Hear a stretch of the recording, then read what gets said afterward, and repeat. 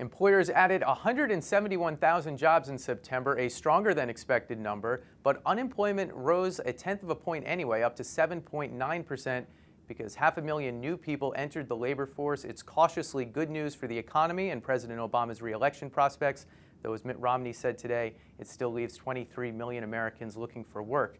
The Wonkblog's Ezra Klein is here to help us break down the numbers. Good to see you. How's it going? It seems like the same person dressed as today, although they gave you a tie and me, but we're in virtually identical outfits. What did you make of this jobs report? This report, top to bottom, was solid. The main line is that we added 171,000 jobs in October. That was more than the 120,000 expected. So the economy's been stronger over the last couple of months, not just in October, but over the summer as a whole and the early fall than we thought. It's good news. And that's what we see on this chart. The last 3 months, the red bar is bigger than it's been in a while. Yep. Yep. We have Not a lot to say about that. One thing I will note though about these bars, and it goes to a reason to be cautious about this time of month. This bar right here is the August payroll number. That number when it came out was 96,000. That's a bad number. That's not even keeping up with population growth. So people like me wrote, and we said this is a disappointing jobs report, but jobs reports tend to be off by about 100,000 jobs in the initial read. So the thing we all report tends to get moved up or down by around 100,000. That August number ended up going up by 100,000. So August is really 192,000. That was a good month that we didn't know was a good month at the time. Let's look at the second chart, which makes the point that Mitt Romney's been making, which is if workforce participation was what it was back in 2009, unemployment would be in double digits. Now, some of that's demographics, but some of it's the state of the economy. Well, let me say one thing, looking at the y-axis, this is a fall from 66% to 63.5% labor force participation. That's a significant fall. That's something to worry about, that we worry about at Wonkblog. It is not exactly the fall that it looks like when you begin your y-axis at 63.5. Look, Romney's argument that labor force participation has gone down and that is part of why the unemployment rate has gone down is accurate. Now, a lot of this is demographics. Some of it is baby boomers retiring. Right. And the fact that you're seeing that little spike right there, again, it's good news from this jobs report.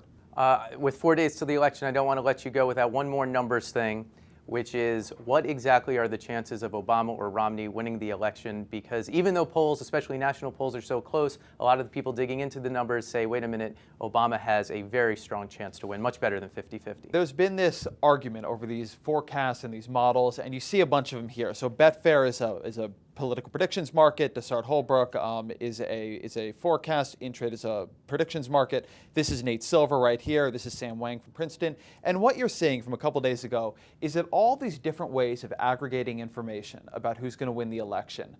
So prediction markets wherein people bet, and also models wherein at this point mainly they're looking at state polling data. No matter how you look at it, you're seeing people predict an Obama victory. And the reason is simple. Obama leads in a critical mass of swing states. He's led in a wide variety of those polls. Mitt Romney's not led in many polls in Ohio. He's not leading in polls in Wisconsin and Nevada. If Obama wins those three, it's game over for Romney. So there's been this kind of argument of, well, how can Nate Silver say Obama's got an 80% chance of winning, or Sam Wang say he's got a 90% chance of winning? And the answer is that if you believe the polling, he's got those chances of winning. Now, you can make some kind of argument that there's a systematic bias across all the polls, that something has gone wrong in this year, and all the polls are incorrect. Things can get wrong. I mean, we do make big misses. The financial market, the financial crisis was an example of models going wrong, of information that we thought was solid being incorrect.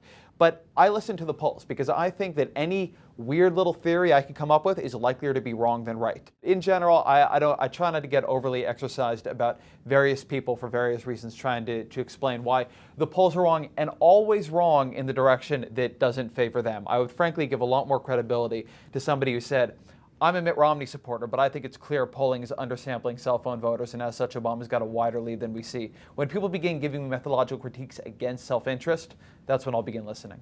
We'll wait for the one poll that matters Tuesday night. Yeah. Ezra, thanks a lot. Thank you.